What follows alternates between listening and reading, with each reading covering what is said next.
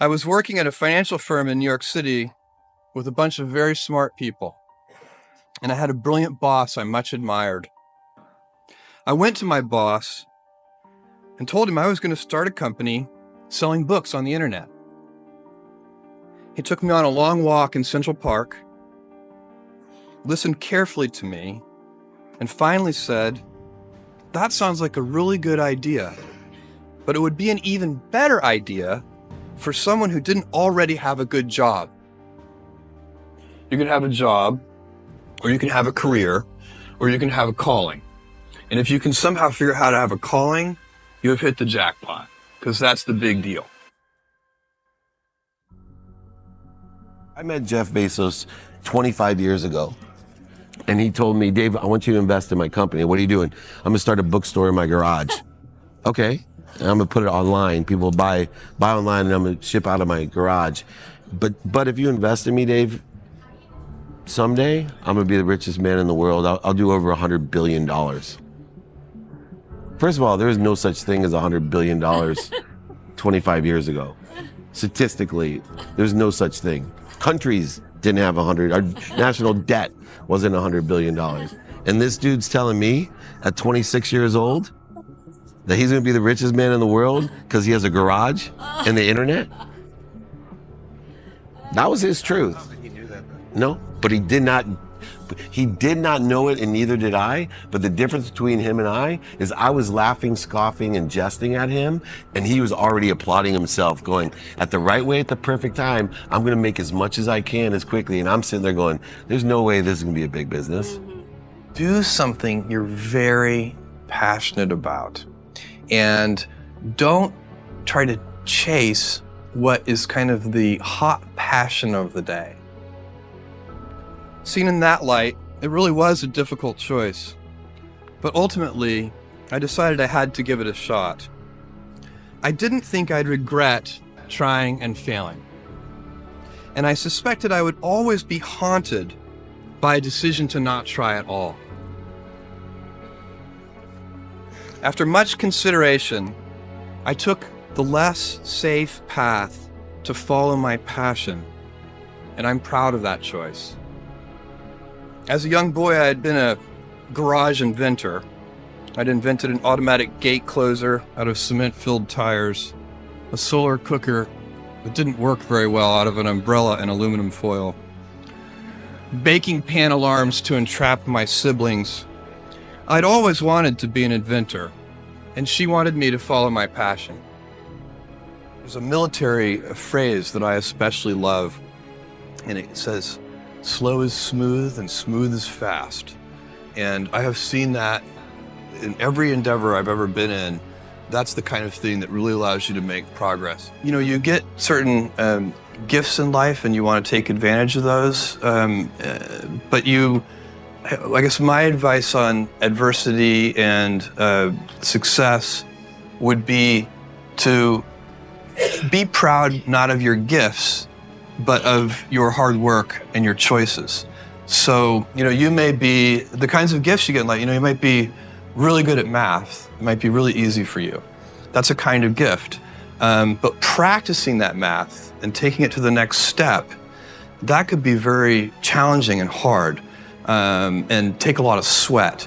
That's a choice. You can't really be proud of your gifts because they were given to you. You can be grateful for them and thankful for them. But your choices, you choose to work hard. You choose to do hard things. Those are choices that you can be proud of. You can choose. We all get to choose our life stories, and it's the choices that define us, not our gifts. Everybody in this room has many gifts. I have many gifts. You can never be proud of your gifts because they're gifts. They were given to you. You might be tall, or you might be really good at math, or you might be extremely beautiful or handsome, or there are many gifts, and you can only be proud really of your choices because those are the things that you are acting on. And one of the most important choices that each of us has, and you know this just as well as I do, is you can choose a life of ease and comfort, or you can choose a life of service and adventure. And when you're 80, which one of those things do you think you're going to be more proud of? You're going to be more proud of having chosen a life of service and adventure. We've never been a better time to be alive. I mean, it's just incredible the amount of inspiration that the world generates for me, and I think for a lot of people. It's insane, the amount of change and invention and opportunity. Your life, the life you author from scratch on your own, begins. How will you use your gifts? What choices will you make? Will inertia be your guide, or will you follow your passions? Will you follow dogma, or will you be original? Will you choose a life of ease, or a life of service and adventure? Will you wilt under criticism, or will you follow your convictions? Will you bluff it out when you're wrong, or will you apologize?